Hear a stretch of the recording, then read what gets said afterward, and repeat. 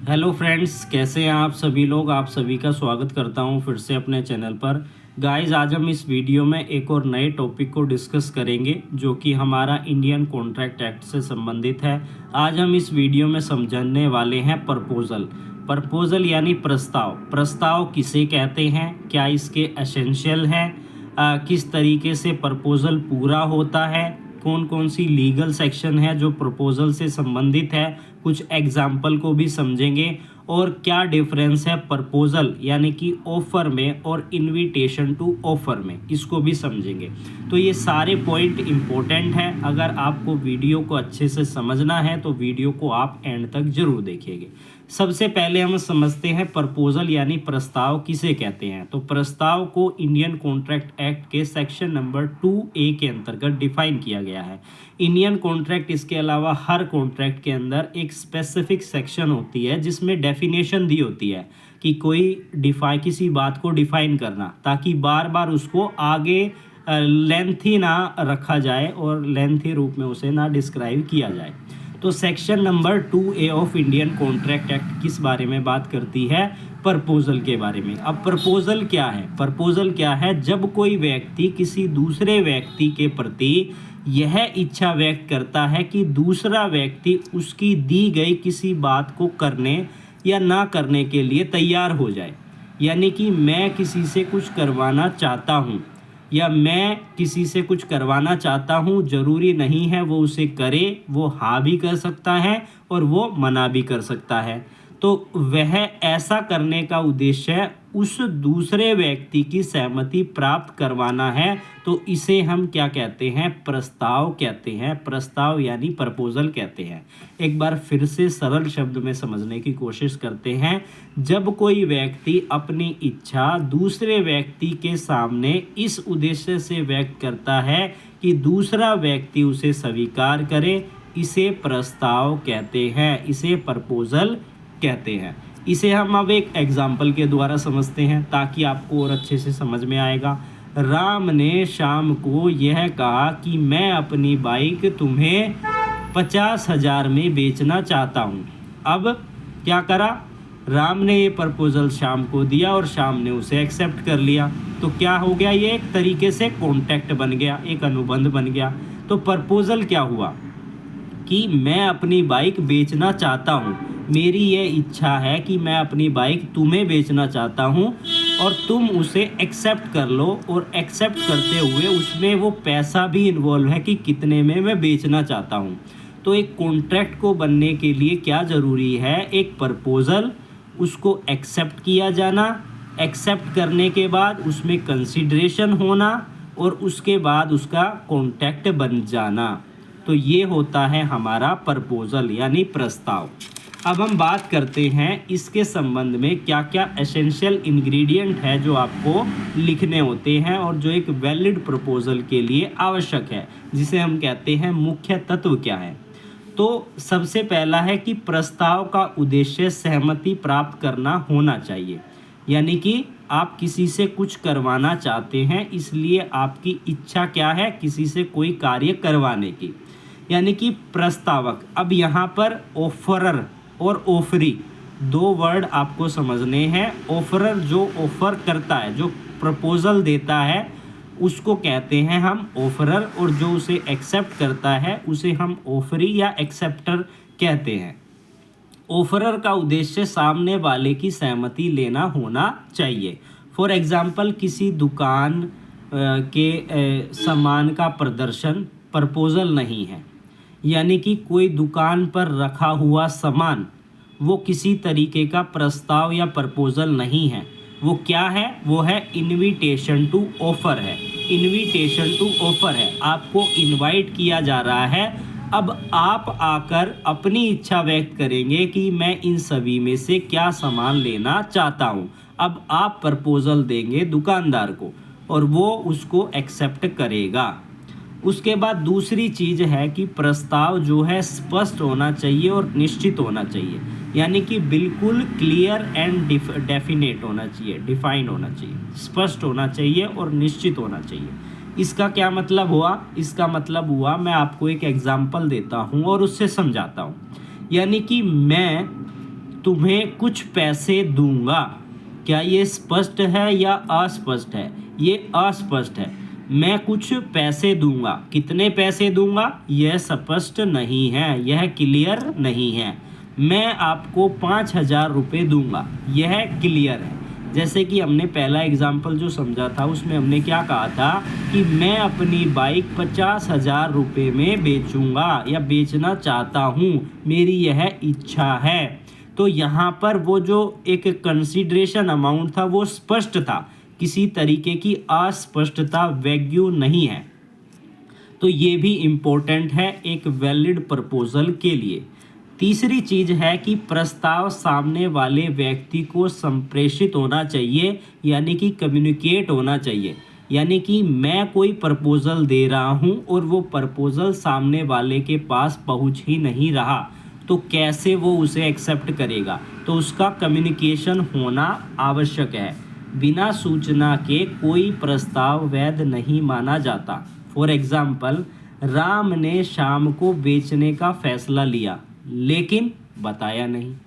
मैंने फैसला ले लिया कि मैं उसको ये सामान बेचूंगा, लेकिन मैंने उससे बात ही नहीं की, उससे कम्युनिकेशन ही नहीं की, तो ये कैसे हो गया प्रपोजल? ये प्रपोजल नहीं बनता है। तो यह प्रस्ताव नहीं है। चौथा जो एसेंशियल पॉइंट है कि इसकी शर्तें, ये जो प्रपोजल है ये कंडीशन पर भी हो सकता है और बिना कंडीशन के भी हो सकता है, शर्तों के साथ भी हो सकता है और बिना शर्तों के भी हो सकता है। सेक्शन नंबर 5 और 6 में शर्तों के संबंध में नियम दिए गए हैं।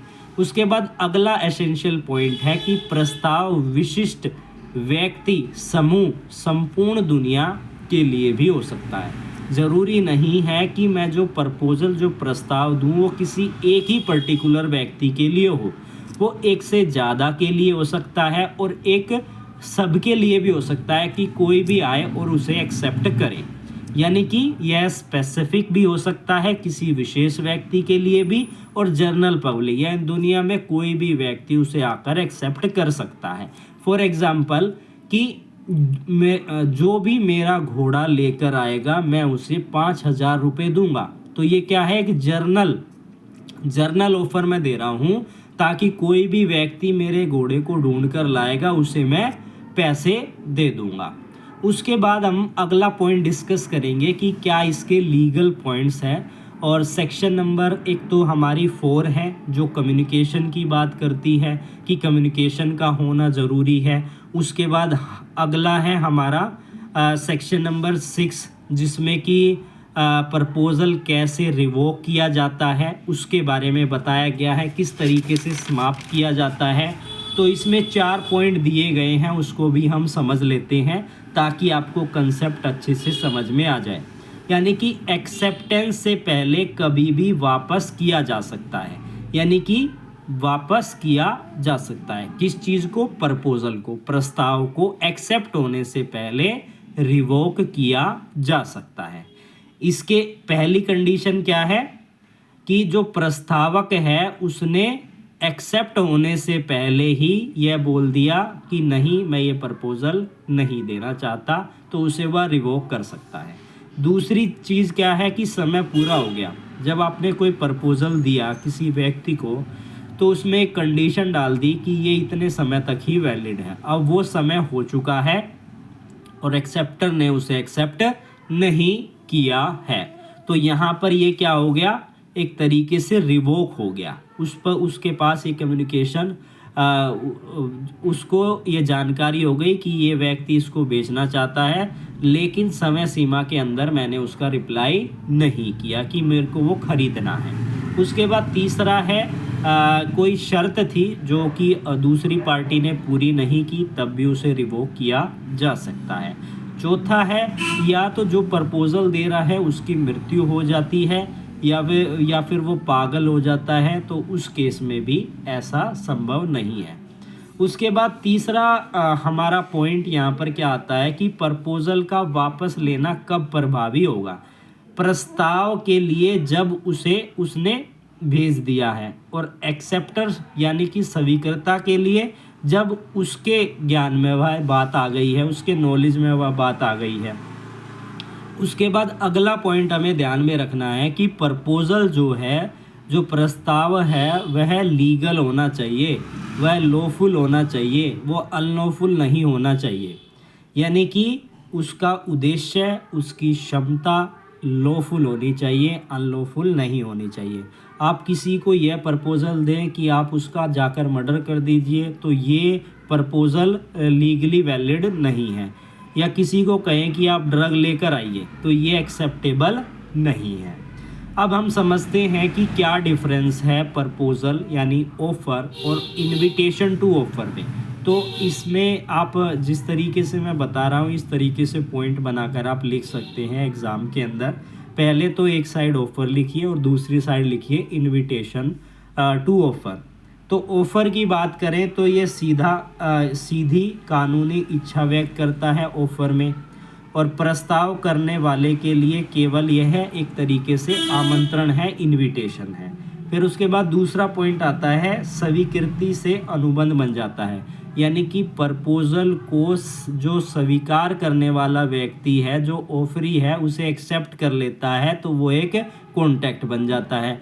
लेकिन इनविटेशन टू ऑफ़र में ऐसा नहीं है। फॉर एग्ज़ाम्पल, एक एग्ज़ाम्पल भी समझते हैं कि मैं तुम्हें मोबाइल फ़ोन 10,000 में बेचूंगा, ये हो गया ऑफ़र। दुकान में सामान का प्रदर्शन करना, ये हो गया इनविटेशन टू ऑफ़र। इसके अलावा हम कुछ 2-3 एग्जाम्पल और समझ लेते हैं ताकि आपको और अच्छे से समझ में आए। पहले तो हम एक स्पेसिफिक ऑफ़र की बात करते हैं, कैटेगरी वाइज भी डिवाइड करके समझ लेते हैं। स्पेसिफिक ऑफ़र यानी कि राम ने श्याम को कहा कि क्या तुम मेरी कार 2 लाख रुपए में खरीदोगे, तो श्याम ने उसको स्वीकार कर लिया। तो यहाँ पर ये क्या है, ये एक स्पेसिफिक ऑफ़र है, किसी पर्टिकुलर बंदे के लिए है। उसके बाद जर्नल ऑफ़र पे आ जाते हैं। जर्नल ऑफ़र यानी कि जो व्यक्ति मेरा खोया हुआ घोड़ा लेकर आएगा या कुछ भी एनीथिंग, मैं उसको इतने पैसे एक स्पेसिफिक अमाउंट हमें देना है कि मैं उसको 2,000 रुपये दूंगा। तो यहाँ पर ये क्या हो गया, ये हो गया हमारा जर्नल ऑफ़र। उसके बाद रिवोकेशन, राम ने श्याम को प्रस्ताव भेजा, स्वीकृति भेजने से पहले ही राम ने उसे वापस ले लिया, तो यहाँ पर रिवोक हो गया। तो ये था आज का हमारा कंसेप्ट, जिसमें हमने समझा प्रपोज़ल किसे कहते हैं, प्रपोज़ल के क्या एसेंशियल इंग्रेडिएंट है, क्या तत्व हैं, और क्या कौन कौन से रिलेवेंट सेक्शन है, और इससे संबंधित एग्जाम्पल। आई होप आपको वीडियो अच्छी लगी होगी। फिर मिलेंगे नई वीडियो और नई लीगल जानकारी के साथ।